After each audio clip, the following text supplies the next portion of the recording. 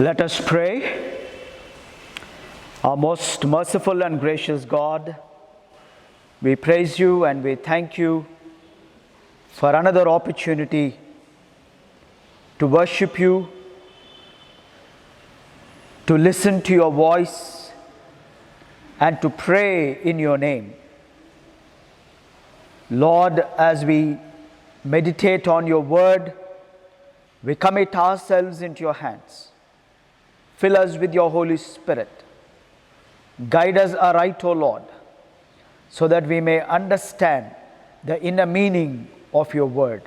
In Jesus' name we pray. Amen.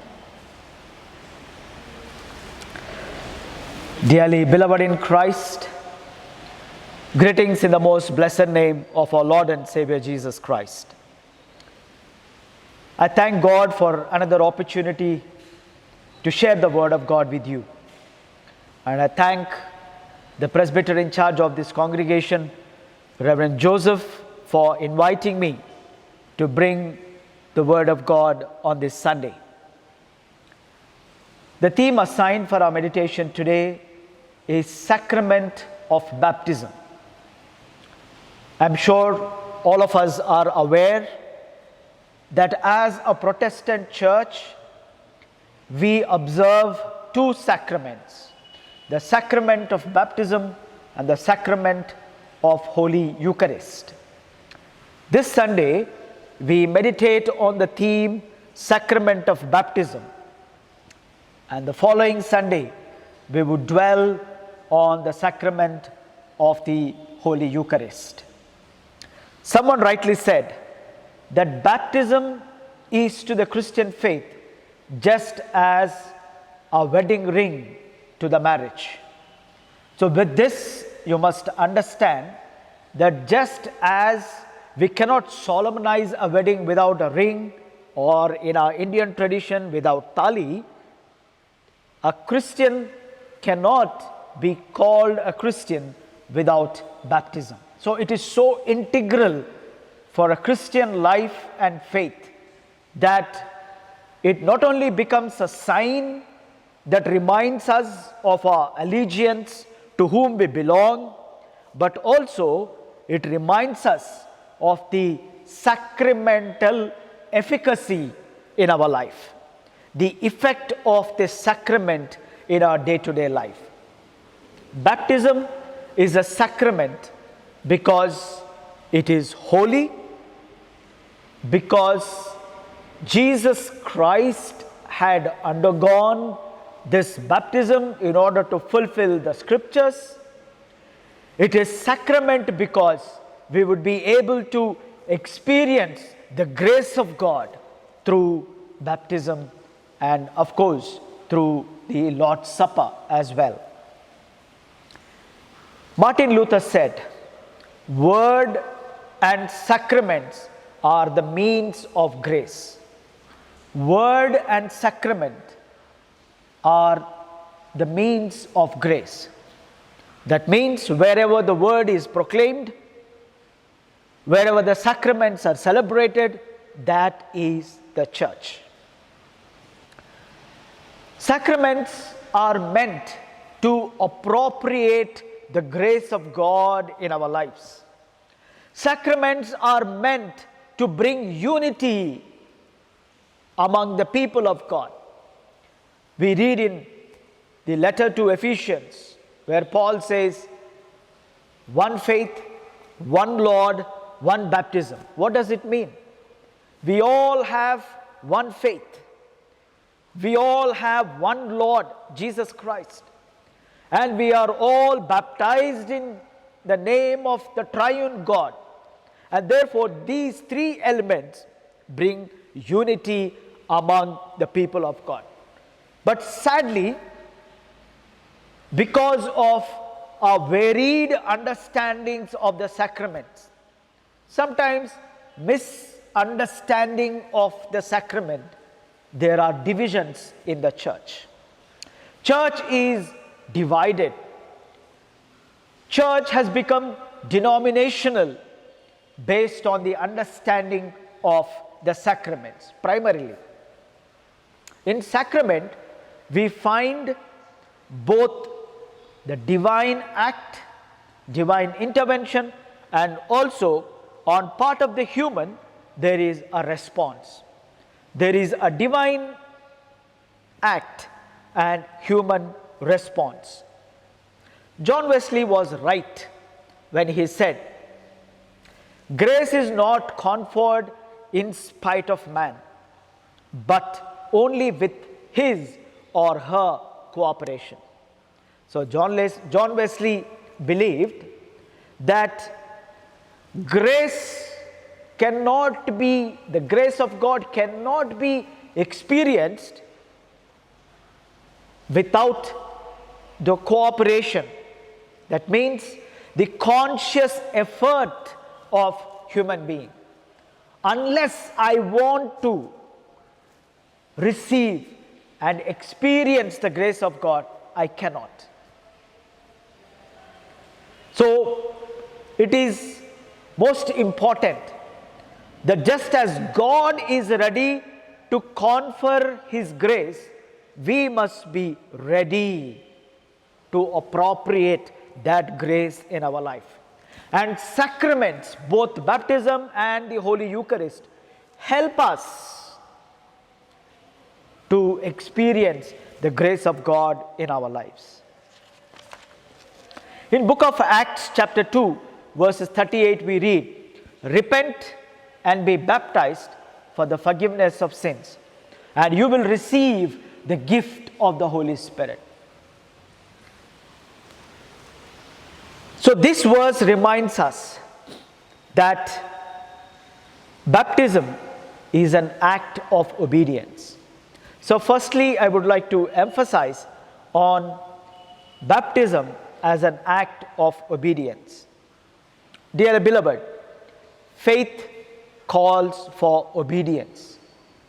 Without obedience to God, to God's word, one cannot claim to be a believer. One cannot claim to have faith in him or her. In Matthew's Gospel, chapter 16, verse 24, Jesus said, "If anyone wants to be my disciple, let them deny themselves. Take up the cross and follow me." So there is a call to be a disciple, call to follow Jesus. But the prerequisite is that they must obey this call. They must deny themselves, take up the cross, and follow Christ. So it is so clear that obedience is the hallmark of a Christian life. Also in John's Gospel, chapter 14, verse 15, Jesus said, "If you love me, you will obey my commandments." If you love me, you will obey my commandments. In baptism, we publicly testify and confess our obedience to God. In child baptism, because a child cannot take any decisions, parents, guardians, even the entire congregation becomes responsible to nurture the child, to help the child to grow in the fear of God, and subsequently to surrender himself or herself to God in obedience. In adult baptism, a person repents, a person commits himself or herself to obey God and God's word. Repentance, forgiveness, and gift of the Holy Spirit are the consequences of our obedience to God. In the responsive reading in Psalm number 32 verse 1 we read, "Blessed is the one whose transgression is forgiven, whose sin is covered." Blessed is the one whose transgression is forgiven and whose sin is covered. Baptism is the first act of obedience in Christian life. In first reading from the book of Exodus, chapter 14, we understand that crossing of the Red Sea was primarily an act of obedience, because God had promised, assured, Moses had commanded, but if people had fixed their eyes only on the waters, they would not have dared to cross the sea.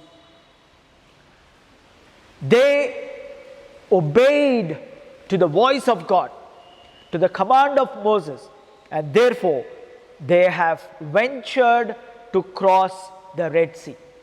When you have faith, when you obey God's voice and God's word, you will be able to cross the Red Sea in your life. You will be able to overcome the turbulent situations in your life, the calamities, the crisis, because God is above these situations. He is bigger and higher and stronger than any problem that you face. When you trust Him, when you obey Him, you will be able to overcome. Baptism inspires you to commit yourself to God and to obey God. Secondly, I would like to talk about baptism as an act of renewal. As an act of renewal.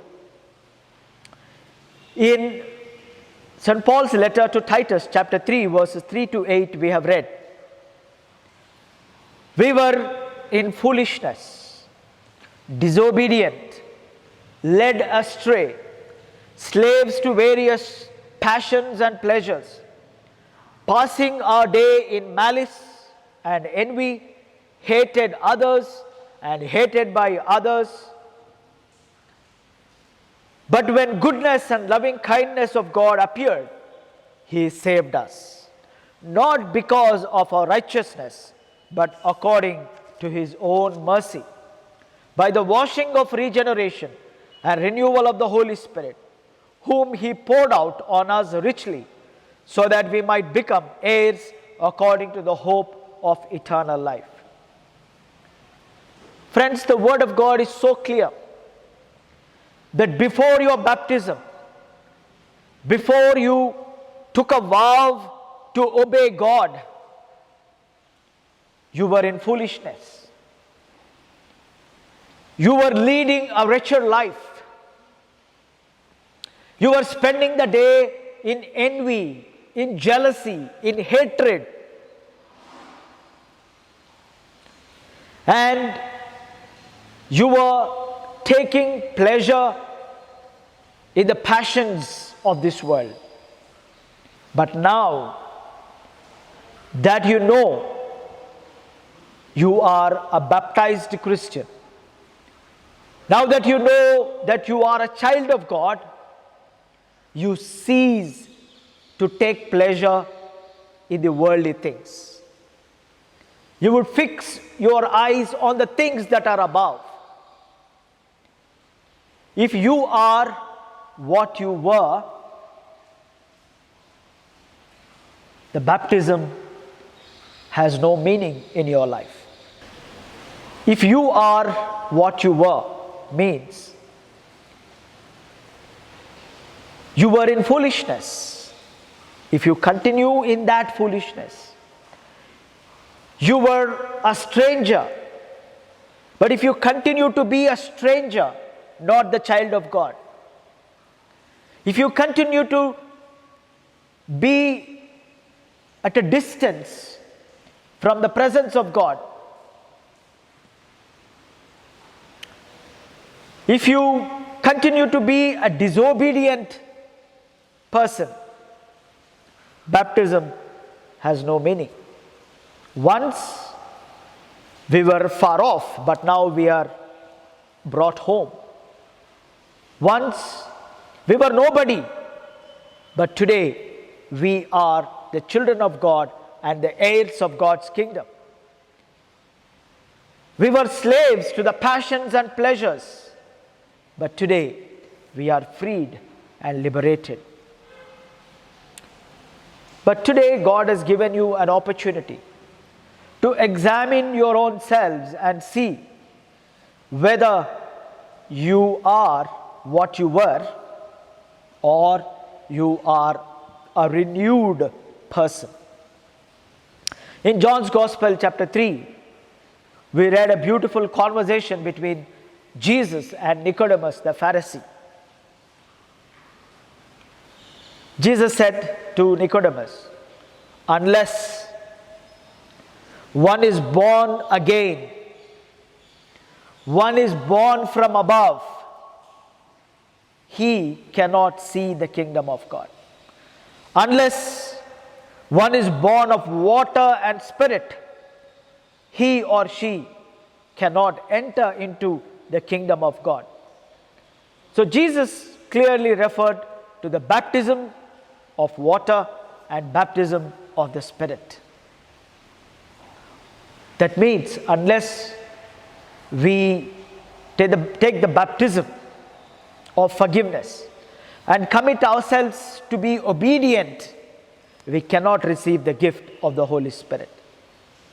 Friends, when we are baptized, it is the understanding that the former things have passed away and you are a new creation.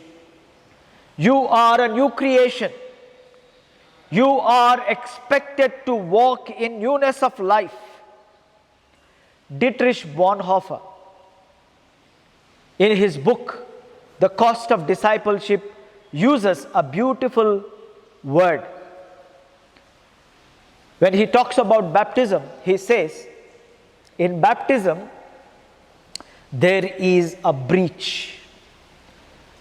Normally, we use the word breach for negative connotation. We say breach of trust. Here, Bonhoeffer uses the same word to say, in baptism, we breach with the world. We cease to be worldly.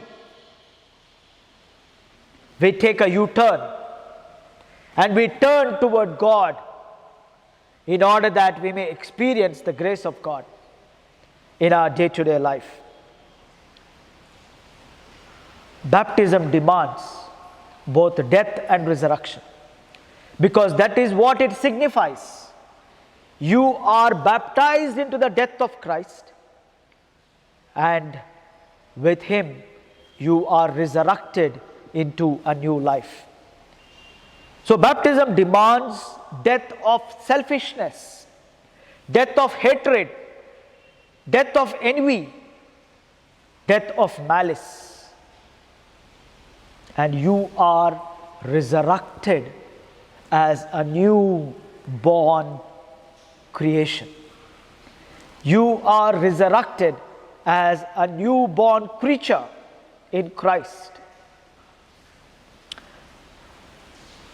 You are resurrected into new life. Thirdly, baptism is an act of commitment. It's an act of obedience, an act of renewal, an act of commitment. Zwingli and Calvin, the reformers of the church, opined that baptism is a public pledge. It is a public commitment to walk in the ways of God. A pledge to have clear conscience toward God. In his first epistle, Peter writes in chapter 3, verse 21, baptism is not the removal of dirt from our body, but it is an appeal to God for clear conscience. If you have clear conscience, you will know what is right and what is wrong, what is acceptable in the sight of God and what is not. what you can do, what you cannot do. Baptism is effective when you realize its purpose and appropriate the value of the baptism in your life. You will lead a true Christian life. A person with clear conscience would love God at all times, would give thanks to God in every situation. That person will use God-given abilities to build up the church of God for the common good. He or she will not be selfish, but use God-given resources for the benefit of others. A person with clear conscience will bear witness to Christ in every situation. They will not miss any opportunity to talk about what God has done in their lives, because they know that whatever they are in their life, it is because of God and God's grace. A person with clear conscience would make informed decisions in concomitance with the will of God. A person with clear conscience will have right motives, will be mindful of their duty, will have a heart for the poor and the needy, and also will have a heart for justice. Yesterday we celebrated the 74th Independence Day of our great nation.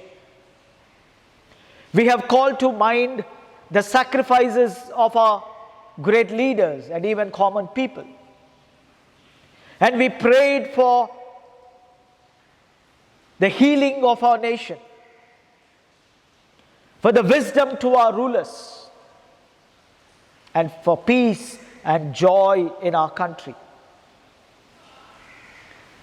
A person with clear conscience would not only be spiritual but also be socially relevant. If we are able to use God-given abilities for the betterment of the communities around us and the society in which we live, it is because of the effect of the sacraments in our life. So we should bear in mind that sacraments are very powerful. Baptism brings us to our mind that we no longer belong to the world nor slaves to Satan, but we belong to God. And therefore we are called to obey God and God's voice. We are called to renew our relationship with God time and again. And we are called to commit ourselves to bear witness to Christ and to be an effective agent of God in this world for transformation. So may the good Lord grant us the guidance of His Holy Spirit to realize the very purpose of baptism and the call that is entangled with it, to be a spiritual and a responsible human being in this world. May the good Lord bless us and use us as His children and as His agents for transformation. Let us pray. Gracious God, we praise You and thank You for Your love and for Your grace. Thank You for the sacrament of baptism that helps us to ask for Your intervention in our life, to cleanse us, to renew us, and to empower us by Your Spirit, so that the life that we live in this world becomes a blessing not only to us, but to the people whom we serve. In Jesus' name we pray. Amen.